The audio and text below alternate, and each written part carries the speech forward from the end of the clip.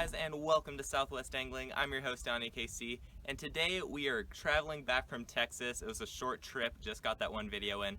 So right now we are back in New Mexico, and right now we're at Fort Sumner. On the way there, we stopped at this lake and checked it out. It looked really good, lots of bass. It was sort of a scouting trip. I didn't do too much fishing, but now we are on the way back and ready to fish it. I brought some proper gear. Today we're gonna go over some spring strategies. It's the second day of spring because Texas was the first, and I'm feeling pretty dang good about this. I'm feeling confident we can get something. I mean, I've seen bass everywhere. I'm not gonna predict what we're really gonna do today because it's fishing, and we will probably just bounce through a lot of lures, see what's working, and give you the details on that. But yeah, overall it looks like a really good day. Stay tuned, guys. It should be fun. Alright guys, literally first cast with the flappin shad, I got this really nice fish. It might be around a pound, we'll have to weigh it.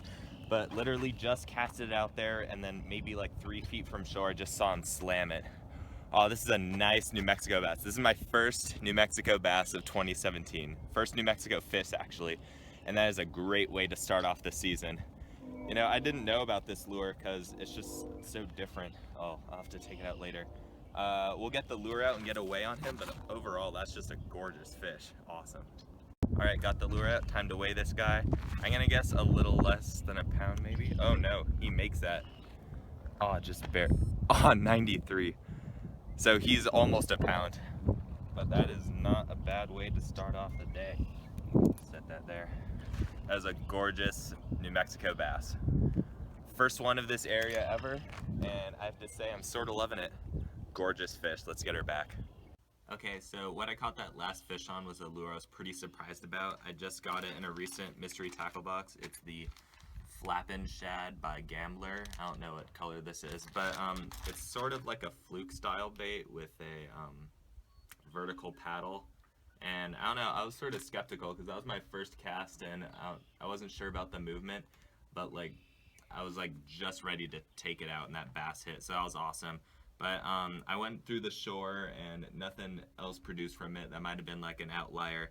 So I'm gonna put a different lure on here. But as for the rig, I have a simple Texas rig going on, which is ironic because I was just in Texas, but right now we're in New Mexico. We're near the border though. But what I have going on first is just a bobber stop by Eagle's Nest to pin that weight down a certain place, and I maybe put it half an inch above the weight. The weight is a Cabela's bullet weight in the watermelon pepper color, 1/16 ounce. I don't know, I just liked the look of that color. It won't, glare like a normal silver one will. And then for the hooks, I just have an assortment of Gamakatsu super lines in size 2. I feel like a size 1 would be better for some of the smaller plastics, but right now that accommodates this bait in particular really well. I think I'm going to switch to something smaller but keep the same rig, and we'll see how it works. Alright guys, GoPro wasn't on to film me reeling that one in, but I just came to this backwater creek area, and that was the first cast with the wacky rig. Ooh, second bass of the day. This one is way smaller, but still a pretty one. I mean, any New Mexico bass is worth it. Yeah, this water over here is way darker, so this is a way darker fish. Has some spots on top, almost looks like a spotted bass, but I don't think it is. And he just choked that money shot. There we go. All out. Yeah, all in all, that is not a bad bass. I mean, small but fun to catch, so we can get his big brother. Yeah, do you guys know if this is a spotted bass? Because it has a lot of speckles. I'm not sure. I've yet to catch a spotted bass that I know of, so that'd be cool if it were it, but nice springtime bass. Alright guys, so yeah, this area I'm fishing, it's a bit warmer in the day, and I moved away from that deeper sort of water into this backwater, flooded reed area. The water's real still, and there's a film over it, so I didn't know if it'd be oxygenated enough to have fish, but in springtime you definitely gotta opt for these little pockets that might not have as much pressure, and so far it's working. I've got a few little bites on some bigger lures here. So downsizing to that wacky rig really helped, I think. Alright, let's see what happens next. Alright guys, so I was in that backwater area and I hear the GoPro beeping as it turns off, and then as that happened I see my line moving, and it's not a bass but it's a really nice green sunfish. I had to run back over here so we wouldn't to get the other camera, but that is a nice fish. I caught one of these before at Conscious Lake on a topwater, but I don't think it was as big as this one. This is a really nice one. Yeah, I'd have to say out of all the panfish, this is my favorite because they act just like a bass, but I personally think they're way prettier with these blue speckles and stuff. And they have a really big mouth for their size, if you haven't seen. Well, I got to release this guy because he's been out of the water way too long, but just another exciting addition, another species at this cool new lake. Alright guys, so what I caught that last bass and the sunfish on was not the same Texas rig. I actually switched on over to a wacky rig.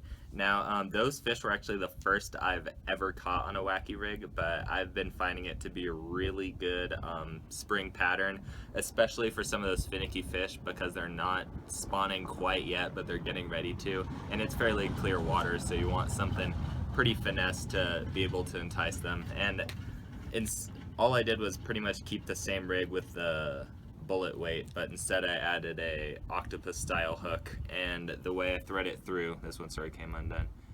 I normally like to do it like this, so the hook's, let's see, parallel with the lure instead of perpendicular, because I don't know, it gives it more hook gap. That's just a personal thing, you can do it the other way. But yeah, that's pretty much what's been working. Normally I would throw this on a spinning rod, but for this Texas, New Mexico trip, I just brought the classic heavy-duty bait caster.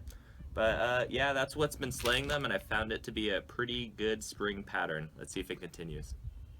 Alright guys, just pitched into this other shallow area. We've been seeing a ton of bass, and I finally got this little guy. Let's see, corner of the mouth, that's pretty good. That's not a bad one. Second biggest of the day, maybe like 3/4 of a pound. Alright, finally got the hook out, now we can get a good look at him. Another darker bass from this darker water. I think why they're all here is because they're getting ready to spawn soon, so they're sort of fattening up. But yeah, right now they're like really skittish. I have to stand like 10 feet away from the water to avoid them seeing me. Overall, that's a nice New Mexico fish. Alright guys, I think we're gonna have to end the episode here. Overall, really good day. 3 bass and a sunfish, one nearing a pound, very fun. I caught them on some lures I've never ever caught a fish on, so that's always exciting. And they are my first New Mexico fish of 2017, so I am pretty dang excited about that. I'd probably do some more filming, but the GoPro did die when I caught that sunfish, and so filming would be tough, and I'm getting real sunburned if you hadn't noticed already, so I think we're gonna have to pack up. But thank you guys so much for watching the video. I am glad to be back making some bass fishing videos. I know it's what you guys like. Give me some recommendations on what videos you want to see in the future. I'm gonna be in New Mexico for a while, so don't worry there. But you know, I'm planning on more trips back to Texas. This was really fun, this whole road trip, and hopefully next time we'll be able to cover more. Now before I sign off, I've been debating what my ending phrase will be, because you know, in the beginning I did toodles. I just thought that off the fly, it was sort of weird.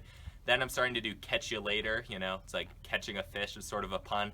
But then I'm deciding between Zia later, like Zia on the flag. So I don't know, I need your guys' help because I'm making some shirts and I need to know what's going to be on the back of the shirt.